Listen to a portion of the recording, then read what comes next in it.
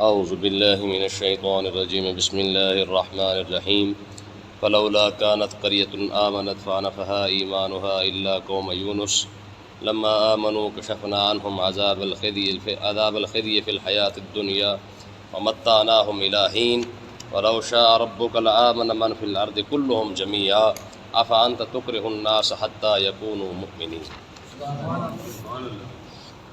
اس آیت کے اندر، کیونکہ اس سورت کا نام یونس ہے، یہاں پہ حضرت سیدنا یونس علیہ السلام کی قوم کا تھوڑا سا ذکر کیا گیا ہے۔ واقعہ یہ ہوا کہ حضرت سیدنا یونس علیہ السلام موصل جو علاقہ ہے، یہ غالباً عراق کا اب صوبہ بھی ہے، تو اس علاقے کے اندر حضرت سیدنا یونس علیہ السلام کو مبعوث کیا گیا، یہ بھیجے گئے وہاں پہ۔ اور کیونکہ موصل کی جو قوم تھی وہ بت پرست تھی، تو اللہ تبارک و تعالیٰ نے سیدنا یونس علیہ السلام کو وہاں پہ بھیجا، تو آپ کافی عرصہ ان کو دیگر انبیاء کی طرح سمجھاتے رہے، ان کو بت پرستی سے روکتے رہے اور اللہ کے عذاب سے ڈراتے اور دھمکاتے بھی رہے۔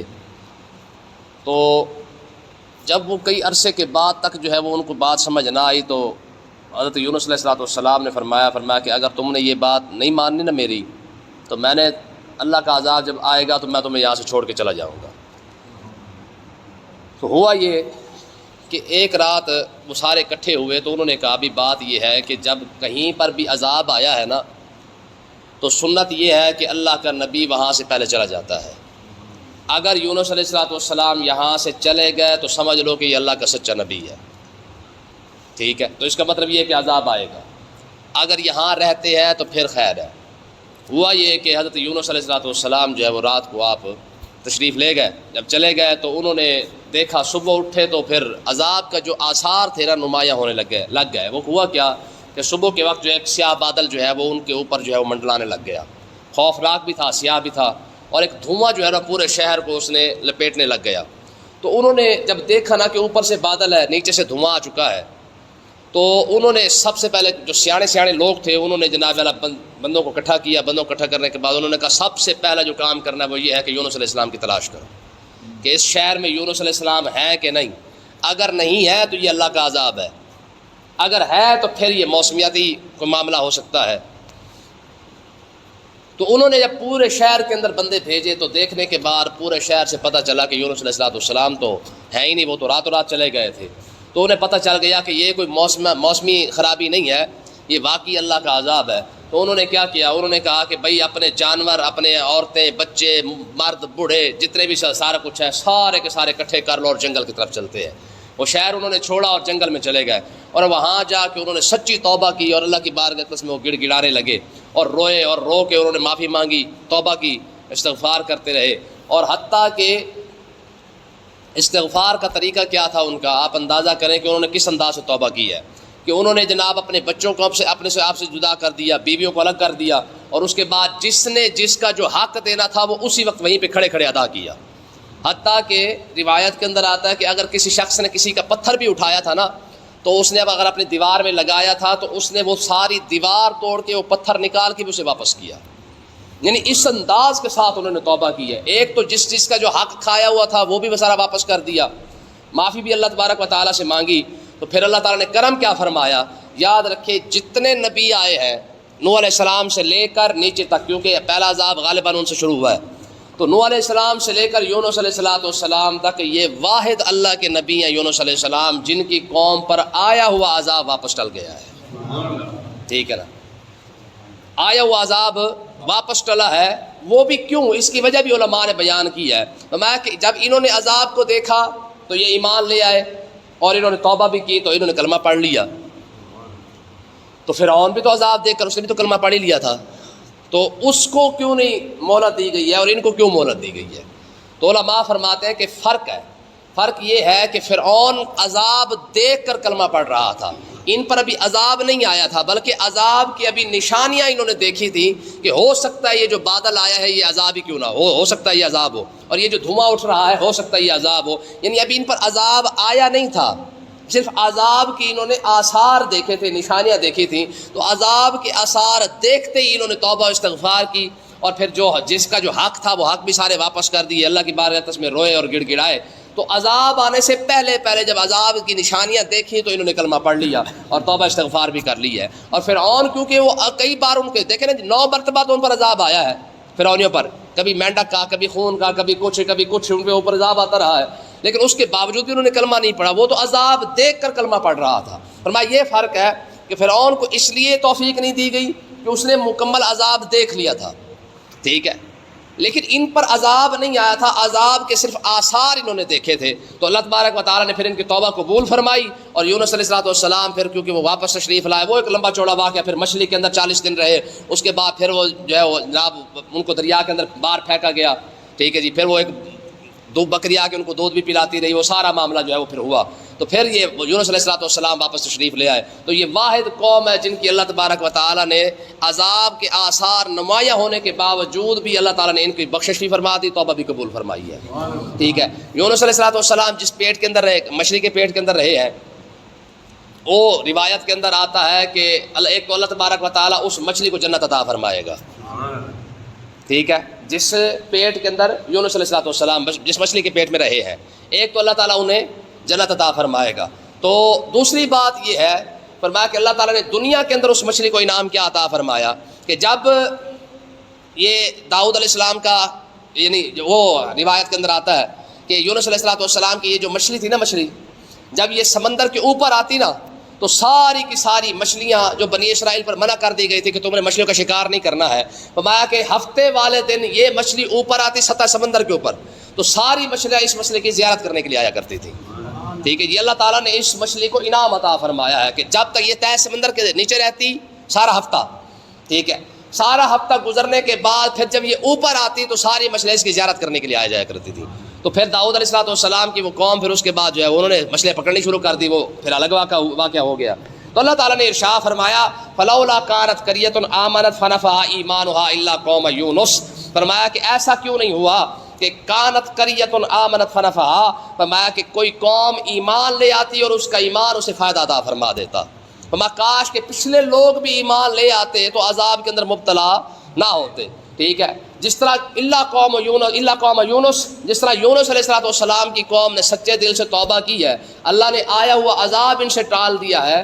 کاش اس طرح پچھلے انبیاء کی امتیں بھی اگر وہ عذاب سے بچنا چاہتی, سچے دل سے توبہ قبول کر لیتی تو اللہ تعالیٰ ان کی توبہ قبول کر کے انہیں بھی عذاب سے بچا لیتا, ٹھیک ہے. تو یہ اللہ تعالیٰ نے یہاں پہ ارشاد فرمایا ہوا کیا لما آمنوا کشفنا عنہم عذاب الخزی فی الحیات الدنیا, فرمایا کہ جب وہ ایمان لائے, یونس علیہ السلام کی قوم جب ایمان لائے تو ہوا کیا, فرمایا کشفنا عنہم عذاب الخزی فی الحیات الدنیا, ہم نے دنیا کی زندگی میں جو رسوائی کا جو عذاب تھا وہ ہم نے ان سے ہٹا لیا ہے, ٹھیک ہے. یہ توبہ کا فائدہ ہے, یہ استغفار کا فائدہ ہے. بندہ کو سچے دل سے توبہ کرے تو صحیح نا, دیکھ لیں جی پوری قوم پر آیا ہوا عذاب اللہ تعالیٰ نے واپس لوٹا دیا ہے, محض کس وجہ سے کہ انہوں نے جب سچے دل سے توبہ کی ہے کہ پروردگار آج کے بعد نہیں ہوگا, اور یہ اوپر سے نہیں کہہ رہے تھے بلکہ اندر سے کہہ رہے تھے, ٹھیک ہے, کہ ہون معاف کر دیتے پھر نہیں کریں گے, دوبارہ پھر شروع, ایسا نہیں تھا. انہوں نے جب ایک بار توبہ کی تو پھر سچے دل سے توبہ کی ہے.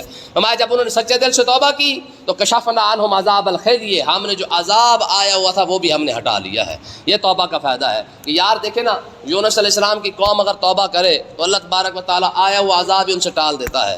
امت مصطفیٰ کی تو شان ہی بکری ہے, یہ نہیں کرتی نا, وگرنہ اس پر تو کمال ہی اور ہے نا, اس پر تو کرم نوازی ہی اور ہے. دیکھیں نا, میں نے پہلے بھی آپ کو بتایا تھا کہ موسیٰ علیہ السلام کی قوم کے لیے حکم کیا تھا توبہ کا, باتخاذکم العجل فتوبوا الی بارئکم فاقتلوا انفسکم ذالکم خیر لکم, فرمایا کہ تم نے توبہ کرنی ہے تو اپنے آپ کو قتل کرو, اپنے آپ کو مطلب تمہارے قریبی رشتہ دار کھڑے ہو کے تمہیں قتل کرے, ٹھیک ہے. باپ نے بچڑے کی پوجا کی تھی تو فرمایا بیٹا اسے قتل کرے, بیٹے نے کیا تو باپ اسے قتل کرے. یہ توبہ کا طریقہ تھا موسیٰ علیہ السلام کی قوم کے لیے. اور یہاں پہ کیا ہے, فرمایا کہ اگر تنہائی میں بیٹھ کے اگر رو بھی پڑے گا تو اللہ تعالیٰ پھر بھی توبہ قبول فرما لے گا. کتنا فرق ہے, ٹھیک ہے جی. پھر بھی اس قوم کے پاس ٹائم کوئی نہیں ہے. آپ دیکھیں ایڈی سیانی قوم ہے, یہ کہتے ہیں ٹائم ہی کوئی نہیں ہے. مولوی پھر ویلے فارغ نے جب مسیطہ بیٹھے رہتے ہیں, ساڑھے کو پوچھ کے بولا ساڑھے کو تو ٹائم ہی کوئی نہیں, کام کریے کہ توبہ شوبہ کرتے رہیے. تگڑی ہے نا قوم, یہ اپنے آپ کو سیاح سمجھتی ہے. یہ سمجھتی ہے یہ جو پچھلے تھے نا ویلے جن پر عذاب آیا ہے, یہ عذاب ہے بے وقوف لوگ تھے, ٹھیک ہے, ان پر ہمیں خام خواہ عذاب آ گیا, ہمیں تو کبھی نہیں آیا. میں اکثر آپ کو بتاؤں نا, حقیقت میں یہ کہتا ہوں کہ ہم لوگ سمجھتے ہیں یہ جو مر گیا نا یہ پاگل تھا, ایویں ویلا تھا مر گیا, ہمیں تو کچھ نہیں ہوا. فرعون بھی یہی سمجھتا تھا. 340 سال تک فرعون کو سر درد نہیں ہوا. آپ اندازہ کریں 400 سال کی زندگی ہے, 340 سال سر درد بھی. حتیٰ کہ روایت میں آتا ہے کہ یہ خبیث جب کانٹوں پہ چلتا سے کانٹا بھی نہیں چبھتا تھا. میں نہیں اس کا دماغ خراب ہوا, ربکم الاعلی اس نے کہا. اس نے 340 سال ایسے گزارے ہیں کہ کانٹوں پہ چلتا اسے کانٹا نہیں لگتا تھا. ٹھیک ہے جی, اگر آگ پر بھی شعلے کے اوپر بھی پاؤں رکھتا تو اس کا پاؤں نہیں چلتا تھا اس کا. اب مجھے بتائیں جس کو کانٹا بھی نہ چبھتا ہو اور وہ بھی 3 صدیاں نہ چبھتا ہو, جسے بخار بھی کبھی نہ آیا, سر درد بھی کبھی نہ ہوا, اس کا پیٹ درد بھی کبھی نہیں ہوا, دماغ تو خراب ہونا ہی تھا نا. یہی وجہ ہے کہ اللہ تعالیٰ نے ارشاد فرمایا کہ یہ جو بیماریاں ہیں نا یہ بھی رب کی رحمت ہے. ٹھیک ہے نا جی, یہ بیماریاں بتاتی ہے کہ خدا ہے. ٹھیک ہے, اور یہ ہمارے ہاں تو ویسے بھی بڑی برکت ہے. دیکھ رہے اس امت پر تو اللہ تعالیٰ نے ویسے کرم فرمایا ہوا ہے. فرمایا کہ بندہ بیمار ہو جائے اسے جا کے پوچھا تو میں وہاں پہ مل جاؤں گا. ٹھیک ہے, اور یہ حدیث ہے. فرمایا قیامت والے دن جب اللہ تعالیٰ بیماروں کو جب اجر دے گا نا, جو بیمار ہوتے ہیں کوئی بھی تکلیف کے اندر بیمار ہے, فرمایا اس بیماروں کو جب اللہ تعالیٰ ان کو انعام عطا فرمائے گا, اجر عطا فرمائے گا کہ یار تجھے بخار رہا ساری زندگی, تجھے لقوہ رہا, تجھے جناب اللہ کینسر ہو گیا, تجھے شوگر ہو گئی, تجھے فلانی سے ہو گئی تھی. ٹھیک ہے جی, جب ان کا اللہ تعالیٰ ان کو اجر عطا فرمائے گا تو حدیث پاک کے اندر آتا ہے کہ جو بیمار نہیں ہوتے, شکر الحمدللہ رب نے سکھ دیتا ہوا ہے. اور سکھ نہیں ہے, یہ اور مصیبت ہے. یہ سکھ فرعون کو ملا تھا تو وہ خدا بن بیٹھا تھا. ٹھیک ہے جی, جسے بیماری نہیں لگتی نا وہ اپنے آپ پر روئے کہ اسے بیماری کوئی نہیں ہے. یہ بیماری تھی جس نے اللہ تعالیٰ کے نیک بندوں کو جو ہے رب تک پہنچایا ہے. ٹھیک ہے, فرمایا جن لوگوں کو جو لوگ بیمار نہیں ہوتے, قیامت والے دن جب ان کو اجر ملتا ہوا دیکھیں گے نا یہ بیماروں کو, ٹھیک ہے, وہ حسرت سے کہیں گے کاش کہ ہمارے جسموں کو کینچی سے کوئی کاٹ دیتا اور آج ہمیں بھی اللہ تعالیٰ یہ اجر عطا فرما دیتا. یار وہ کیسا اجر ہوگا, وہ کیسا انعام ہوگا اللہ تعالیٰ کی طرف سے جو بیماروں کو ملے گا. اور صحت مند لوگ کہیں گے جو کہتے ہیں شکر الحمدللہ رب نے سکھ دیتا ہوا, صحت دیتی ہوئی ہے. سکھ وہ نہیں ہے جو تجھے دنیا کی طرف لے کے جاتا ہے, صحت وہ نہیں ہے جو تجھے دنیا کی طرف لے جاتا ہے. صحت وہ ہے اور سکھ وہ ہے جو بندے کو رب کے قریب کر دیتا ہے. آپ اندازہ کریں اگر بیماری کوئی ہوتی نا, کوئی ایسی مصیبت ہوتی, ہمارے نبیوں کو بیماری لگی ہے, انبیاء بیمار نہیں ہوئے. حضرت ادریس علیہ السلام کئی عرصہ بیمار رہے اور لوگ آپ کے پاس وہ اپنا لے کے آتے ٹوٹکے نسخے. ٹھیک ہے جی, بڑے بڑے ڈاکٹر آئے, حکیم آئے, طبیب آئے, سامنے لے کے آئے, انہوں نے کہا جناب یہ نسخہ استعمال کرے, یہ کرے, یہ کرے, یہ کرے. جب وہ دے کے جاتے ہیں تو آپ فرماتے ادھر رکھ دو. ٹھیک ہے, جب رکھ دیا جاتا تو اس کے جانے کے بعد آپ اس دوائی سے پوچھتے کہ تیرے اندر شفا ہے, وہ بول پڑتے کہتے ہیں نہیں. ٹھیک ہے, ادریس علیہ السلام کی بات. ٹھیک ہے, بعد میں لوگوں نے کہا یار بڑے نسخے زبائے تو کوئی ایک بھی نسخہ کم نہیں آ رہا. تو ایک بندہ کھڑا نے کہا یار ایک ٹوٹکا میرے کو بھی میں بھی لے جاواں, شاید اللہ کرم کر دے.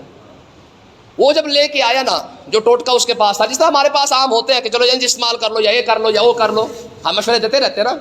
دیکھیے جی, ویسے بھی کہتے ہیں کہ پاکستان کے اندر سارے مفتی اعظم ہیں اور سارے ماشاءاللہ MBBS ہیں. ہر مسئلہ ہر بندے سے پوچھ لیں اور ہر ٹوٹکا ہر بندے سے پوچھ لیں. اس کو ماہر ایسی ماہر قوم ہے کہ ہر ٹوٹکا بھی ان کے پاس ہے اور ہر فتویٰ بھی ان کے پاس ہے. وہ بندہ آیا, اس نے آ کے ادریس علیہ السلام کو عرض کی حضور سارے آپ کے پاس چلو آئے ہیں, یہ میرا ٹوٹکا بھی استعمال کر دے کہ شاید اللہ تعالیٰ شفا عطا فرما دے. میں چلو رکھ جا. وہ رکھ کے چلا گیا. آپ نے فرمایا ہاں بھائی تیرے اندر شفا ہے. اس نے کہا حضور ہے. اتنی دیر میں وہ ساری بول اسے حضور اب ہمارے اندر بھی ہے, جس کو بھی استعمال کریں گے شفا ہو جائے گی. تو بیماری جو نا یہ بیماری یہ حقیقت, یہ آپ اندازہ کریں.